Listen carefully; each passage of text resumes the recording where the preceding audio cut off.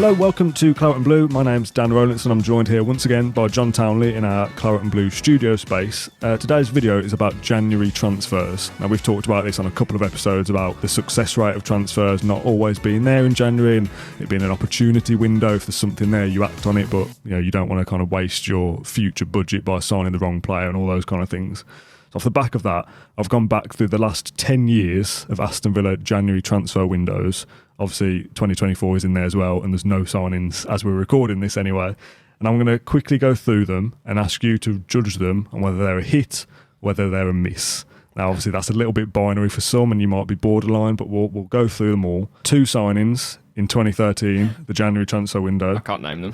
Yakuba Silla and Simon Dawkins. You got pretty easy. You've got a whiteboard. Oh, sorry, I've gone the wrong way. For those that are listening, John's got a whiteboard with hit and miss on, and he put hit there before quickly changing his mind to reveal miss. 2 signs in 2013. Keep the lights on at Bodymore Heath, I think was the Simon Dawkins announcement. Totally honest, I can't really remember much about them anyway. But that probably answers the question. I mean, I think they're both miss. There's a kind of an added context to this that we're talking about a very different Aston Villa, obviously from 10 years ago, 5 years ago even, that maybe some of them at the time were hits, but maybe in hindsight that they cost a lot of money and you change your mind that they become a miss. Yeah. So like I said, some of them are not as binary as good or bad. 2014, Grant Holt and Ryan Bertrand. Grant Holt miss. Grant Holt's a miss, yeah. That was a bizarre signing even then. I think, Grant Holt. Yeah. I guess it was just body through the door. He knows what he can give, but yeah. Bertrand, though, hit. Yes. Played in the Champions League final, didn't he? The year before? I think. Not with us. Of course not. But no, Bertrand was a good player. Again, one of those I kind of put in the category of, I don't know, maybe like a Scott Sinclair or something. A player who isn't going to set the world alight, but does a job, has a few good moments, and certainly not the worst player we've had. So I'd say hit. Okay. Speaking of Scott Sinclair, he was in the January of 2015, along with Carlos Heel as well. That's pretty smooth how we did that. I'll say hit for both. Really? Yeah, okay. Because again, I think from who we were in terms of the struggles that we had back then. Again, there wasn't a lot of money to spend. Those players didn't cost a lot of money. Sinclair was a loan, if I'm not mistaken. I'm not sure. He was not a loan. He actually signed on a 4-year deal for an undisclosed fee, apparently. Either way, I mean, same as Carlos Hill, little outlay, not much money spent. They came in, they had good moments. I think Carlos Hill could have been, potentially better in a better team, put it that way. But are they transfers that you would say now, well, that shouldn't have happened? I don't think so. So they weren't problematic, were they? Yeah. They didn't cause us with massive transfer fees or long wages that we couldn't get rid of them or anything like that. Sinclair, I'd got as a hit in my list here, just the goal against Albion in the FA Cup quarter-final. Some decent enough moments during that time. Yeah. The January of 2016, we didn't sign anybody. It was obviously the year that we were relegated. As soon as you said 2016, I brought my hip down and thought it was going to be missing. We'd signed obviously a lot of players in the summer of 2016. Were basically relegated by January anyway, so obviously Randy Lerner wasn't going to do any business to try and save us. So no signings in 2016. 2017, on the other hand, our busiest January transfer window since even then as well. Scott Hogan. We'll do these one at a time because there's so many. Scott Hogan. Miss. No doubt about that. James Bree. Miss. Sam Johnston. Hit. Yeah, agreed. I like Sam Johnston. Yeah, I did as well. Came back to us, didn't he, the year after, I think? Yeah, I think it was just on loan in the January. Yeah, and performed well. Was one of our best players in the following season as well. Good championship goalkeeper, yeah. Yeah, and I know that was, a second loan from Man United, I think. Is it Crystal Palace now? Yeah. Yeah, decent player. Palace seem to stock decent goalkeepers. Yeah, not like top level, but they've got a couple of good ones, yeah. Johnson was a good goalkeeper. He went to West Brom, didn't he? Yeah. Played well for them, so yeah, definitely. Yeah, decent goalkeeper, Johnson. I liked him. Berke Bjarnason. Scored that goal against Wolves.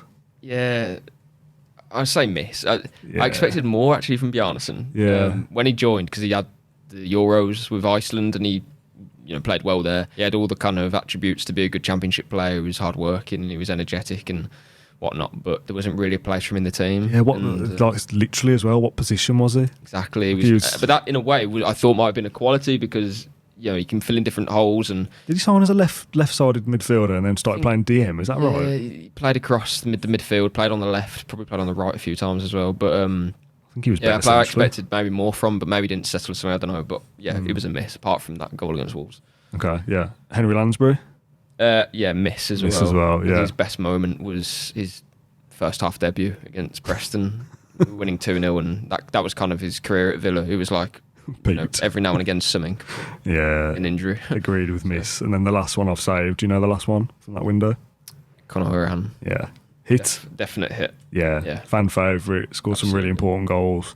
Got Villa promoted, of course, as well. Played in the Premier League with Villa for a short spell as well, that following season. Played in every division, didn't he? Yeah, you don't know, your favourite Villa player doesn't have to be a player. He's not my favourite Villa player, but he's one of my favourite Villa players just because of the story that he had, and good player as well, like good left foot, a lot of good goals. So he sits well for that reason, and he loved the club. He gave everything to it, and glad that he was part of the promotion. On to 2018 then, Villa still in the Championship. Axel Tuanzebe and Lewis Graben. Both hits for me. Start with Tuanzebe, obviously had a couple of loans, and I think he had the opportunity to sign for us. Sorry, had the opportunity to sign for Newcastle instead of us when he joined, when we got promoted. We had him on loan again, yeah. Barely played under Dean Smith, but Steve Bruce, who obviously had him at Villa, wanted him for Newcastle. That seemed like a good move for him, but for us, he was going to be like the fourth centre back, and then he went to Napoli and whatever, didn't he? So he's at Ipswich now. Hopefully, he can get promoted with them and restart his career somewhat. But definitely hit because he played well. He was a good player, and injuries, injuries kind of ruined him. That sounds harsh. Injuries, hampered him. Yes, yeah. And Lewis Graben, hit for me. Actually, a player I think is quite underrated for us. Yeah, because he came in and he scored goals. There's just something I didn't like about him. I don't know what. It's hard to put my finger on. Maybe it was because we were in that moment where we've been pretty poor for 5 or 6 years at that point, and you expect that if a striker comes in, they're not going to score many goals. But I think he scored 7 or 8 goals, maybe. Yeah, he did well. Yeah, I feel like he did his job. There was one moment that I'll never forget in the playoff final, though, when he had his back to goal inside the box, and I think it was Grealish who was on the edge of the box or something along those lines. And he had to pass it to him, and he didn't. He took 2 touches, and he wanted to kind of take the moment for himself. And went, and it was the 85th minute, and that. He didn't play well in that playoff final at all. It was probably his worst performance for us in that spell. And I mean, ironically, not being promoted then probably was a good thing for Villa. How little we knew back then. But he came in, and I think he did a good job. Yeah, did okay. Into 2019, then obviously the year of the promotion, we were promoted in the May or June of the 19. Kalinic. Miss. Unfortunate really for Kalinic, because it's a player that Villa had tried to sign previously and kind of followed for a long time, but for whatever reason either didn't settle, or that was a weird one, that because he was Croatia's number 1, I think. No, maybe not number 1, but he's a good goalkeeper, well regarded, comes with a good pedigree, and really didn't impress. So played 3 or 4 games. Somebody who played 3 or 4 minutes, Tom Carroll. Yeah. It's almost NA, isn't it? Madness, really. It's a strange one, though. Obviously, it was Leroy Fer, wasn't it? Everyone thought Villa was signing. Yeah, and then that fell through. And it was everyone's refreshing the Villa page, and it was welcome Tom Carroll. So, how's that happened? He was a decent player back in the day, Carroll, but it didn't work. Just didn't work for us at all. Someone that did work, Tyrone Mings, one of our biggest hits. Of course, hit. Yeah, it's January or summer. Don't get a bigger hit than that. Weirdly, I believe Mings made his debut against Reading. I think so. Yeah, I was there for that. I was in the home end. I was a Villa fan in the home end. Couldn't get a ticket, so I was in the home end for that one. And I think Tom Carroll came on in that game as well. So, watched Mings on his debut and Carroll on his debut as well. But from the first game, you could tell that this guy's good. He was so say graceful. He had the moment where Oliveira got injured. But the way that he moved the ball, the way he moved with the ball, as well, you could just tell he covered the ground so quickly, and you just thought how have we got this player? Why aren't Bournemouth playing him? He was that good already, left-footed. He was pinging balls side to side. So, brilliant player. Yeah, unbelievable. One of my favourite Villa players ever. Yeah, never mind just whether it was hit or miss. Courtney Hawes and Freddie Gilbert. Gilbert miss. Yeah, because I just don't think. He showed signs in his first season that he was okay, but ultimately... Loved a slide tackle. Yeah, there's a reason why he's not playing. He was just limited in some areas, and Villa weren't going to progress with him in that position, unfortunately. but not a bad player or a bad transfer. Just expected a bit more. And the other player was Courtney Horse. I'd go miss personally. I'm going to say hit. Yeah. Again, just this probably sounds mad, but just taking into consideration like the transfer fee. And again, I think he was a player who was quite underrated because he came in when Tuanzebe was injured into that back line with Mings, and he slotted in fine. Didn't make a mistake. I think he's left-footed as well, and he was playing on the right-hand side, so that's a tick that he can do that. Powerful, strong, quick, like use the ball quite well. Like in that season, I'm talking about. Obviously, since then, is he a Premier League player? Probably not, but that's not his fault. We wanted him to come in and do a role in that season to get us promoted, and therefore he did it. So yeah, say hit. Got the goal against Man United as well at Old Trafford in Dino's last season. Obviously, a massive moment for the club just to beat Man United. I don't know. I think that's probably one of the ones. It's harsh to say miss because what were we expecting from House? Yeah, it's probably a little bit in the middle of both hit and a miss in some instances. I always think like we're still stuck with him. We still got him after all this time. He's not playing. He's injured a lot, and but the goal was promotion. Got it. He got a new contract under Dean Smith, didn't he? Yeah, I know. Which was a surprise. So that was probably a mistake. He's still under contract. Yeah. Well, don't know if we had to do that, but yeah. Yeah, okay, let's move on into 2020 now. Obviously, Villa back in the Premier League, trying to survive by the skin of their teeth. Danny, drink water. Yeah. Miss, of course. I think Matt had got him in the video we did here last week as one of his worst signings of Villa's since promotion.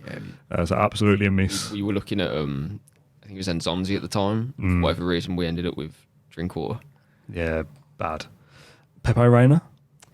Hit. Yeah, I would got him as one of the... When we did our last video, we had like categories and I would put him in the bottom one, poor. I didn't really like Reina. The way I went to hit then makes it sound like he was outrageous for us. It's not that. I just think, again, similar to like the other players, he kind of just did his job, came in, decent, I think, in the dressing room, he could dance well. But I think the thing for me that kind of scarred my opinion for the last video, and I had this pointed out on a comment, he did well in the post-lockdown era and helped us stay up. Like when we spoke about Trezeguet, from a forward perspective, Pepe Reina playing at the back, playing in goal, obviously, did well in that period. I always remember the Leicester City one, the game before lockdown, when he just went walkabouts in that game where we lost 4-0. I thought it was Leicester. He went up for the Southampton. He might have done Leicester as well. I might just be mixing it up, but I just remember that moment and think Pepe Reina is associated with that, which is wrong with me to do. But I'd put him in the... I'd say miss, I think. Yeah, I mean, again, I think that's a 50-50 one. I went to hit quite quickly, but I think it's just because we, there was moments where he would be okay, and I'm probably giving him too much credit, to be honest, but yeah. And I'm probably being too harsh. Job. Yeah, it's 50-50. Borja Baston? Miss. Played so little football. Again, it's not really his fault, he just wasn't good enough. Yeah, he's actually done well since leaving Villa. We found this out. He's got 30-odd goals in 100 games for Real Oviedo. Like a small piece on it because I was shocked as well. Yeah. He was 22 goals in so many games 2 seasons ago for Oviedo, and he hasn't scored as many since then. But fair play. Go back to his kind of home country and continues to play okay. But yeah, for us, just didn't work out at all. Likewise, Ali Samata. Yeah, miss again. I expected a bit more from Samata. Yeah, me too. I don't know why. Who did we sign? I can't remember the player that we signed from. Must have been his teammate, or we were linked with him. Can't quite remember. I think it was Trossard, actually. I think Trossard played with him, and Villa were looking at him, so were Brighton. Obviously, Brighton signed him. And I remember watching all the compilations of Trossard. Don't know where I'm getting this from. And Alex Samata was always on the end of the crosses. I think it was Trossard anyway, if it was the wrong player. Sorry, but there was a player that I was watching a compilation of. There was a link with Villa, and he was always scoring this Alex Samata guy. And I'm thinking, why aren't we going for him? So when we did sign him in January, I thought, okay, I can understand it, but... Yeah, did he score for us? He scored in the cup final against Man City. But Bournemouth, I think, as well. Yeah, he scored a header. Yeah, 2 goals in like the space of 2 weeks, I think. So that was the game after, I think, against Bournemouth. But it didn't work. He had quite a lot of chances, I remember, in games, and he'd come off his head, and it would go into like Rose head. It was wasn't the right quality. Into 2021, just the one signing, Morgan Sanson. Yeah, miss. You got to miss, haven't you? Yeah. Again, probably the one player you look at and think, well, I expected more from him. Yeah. Another player that Villa had looked up for a while, so when he came, it was no like massive surprise, but not one that fitted well. Again, injuries. Somebody who've been stuck with, played under several managers and not had a chance, paid okay money for him, good wages. Strange one, because he was playing for Marseille in like the Champions League. You thought, well, he's got the quality, but he just never really showed it. And people say, oh, he didn't get the chance, but there's a reason why he didn't play. Yeah. Either injuries or he didn't train well or whatever it may be. So, yeah, again, a shame, but we've moved on from that now. Yeah, definitely. Into 2022, this was Steven Gerrard's January transfer window. Luca Dean. It's not a miss. Yeah, so it's a hit because of his it's 50-50.